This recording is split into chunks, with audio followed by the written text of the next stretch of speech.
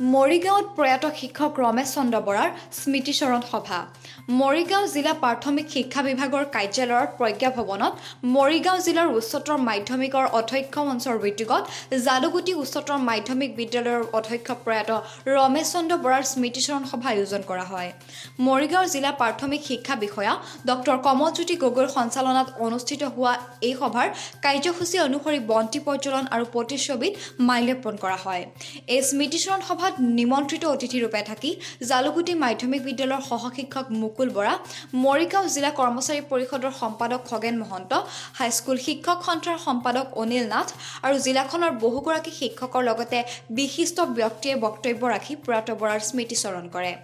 এই অনুষ্ঠানতে পৰিয়ালৰ হৈ প্ৰয়াত বৰাৰ বৰজীয়ৰী প্ৰিন্সি বৰায়ো দেউতাকৰ কিছু স্মৃতি সোঁৱৰি আৱেগিক হৈ পৰে। আনহাতে জাগিৰোড উচ্চতৰ মাধ্যমিক বিদ্যালয়ৰ অধ্যক্ষ অপূৰ্ব দাসে এনেদৰে কয়। তেখেতৰ যি গুণ গৰিমা, তেখেতৰ যিখিনি দি থৈ গৈছে আমাৰ মৰিগাঁও জিলাখনৰ কাৰণে, সেইটো আমি সদায় তেওঁক আমি স্মৰণ কৰিম। আৰু মৰিগাঁও জিলাই কেতিয়াও তেওঁৰ এই গুণ গৰিমাখিনি কিন্তু আমি ভৱিষ্যতে যাতে আমি কামত লগাব পাৰোঁ, আমাৰ উঠি অহা প্ৰজন্মক যাতে আমি দিব পাৰোঁ, সেইখিনি আমি আমাৰ প্ৰিন্সিপাল ফৰামেই হওক বা আমাৰ যি শিক্ষা বিভাগ আছে, আমি সকলোৱে এইটোত আমি চেষ্টা কৰিম। তাৰ বাবে আমি অনুষ্ঠানটো অনুষ্ঠিত কৰিছোঁ। দীপাংকৰ নাথৰ প্ৰতিবেদন, মৰিগাঁও সংবাদ।